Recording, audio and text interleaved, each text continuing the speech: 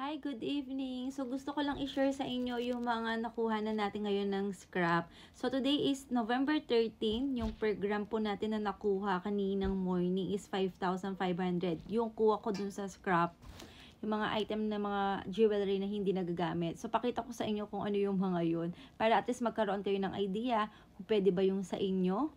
'Di ba? Kasi yung iba nahihiya, baka daw hindi daw pwede yung sa kanila. So ipapakita ko, yes na yes ma'am, kahit sobrang nipis lang yan, i-keep mo, pwede po yan ibenta. 'Di ba? Yung akala mong wala nang pakinabang, ma'am, pag ginto, kahit gaano pa yung kanipis, may value po yan, may halaga po yan. So sample ito medyo mabibigat yung mga nakuha ko kanina. Okay, yung mga first batch ko kasi mga halos kakilala ko din. So far, hindi pa kasi tapos yung office namin na pinapagawa. Para at least doon pwede na po kayong mag-walk-in. Okay? Eto, kagaya nito, ang ganda ng earrings, kaso nasira daw. So, hindi na siya kayang ipagawa ng basta-basta dahil machine yung pagka-design. Machine yung ginagamit pag ganito. So, ayan, ito yung other partner. Binenta na din. Naging scrap na din siya. So, again, 5,500 per gram ang kuha kanina. Tapos, kagaya nito, yan, bracelet naman to, I think. So, another one. And then, ito, medyo makapal na to. Nasa 5 grams na din to, na kinuha ko kanina. Saudi gold. Nasa 5,500 per gram. O, diba? Actually, yung kwento nito, ang mura lang niya nabili. Like, siguro nasa 3,300 pa that time. Tapos ngayon, parang almost times 2 na yung price niya kahit nasira na. 'Di ba? Kaya good investment po ang mga gold. Ito din. Ito din.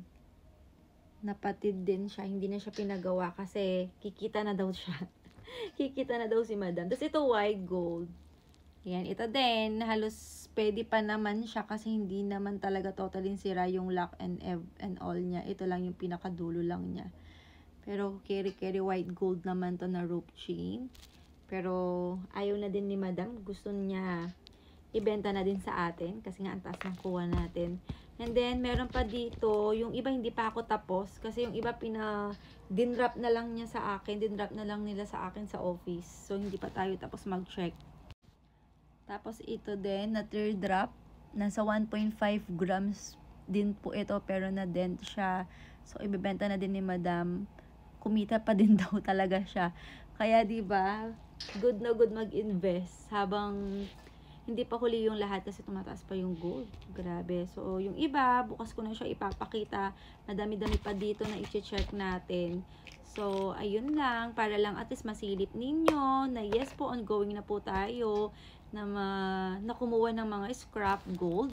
Scrap or buo or kahit manipis, kahit maliit po, may halaga, may value. Kaya wag po kayo mahihiya magtanong, mag-inquire po or mag-visit po sa amin very very soon sa aming office para ma-entertain at makapag-walk-in na kayo. So, good night everyone. Thank you. Yun lang.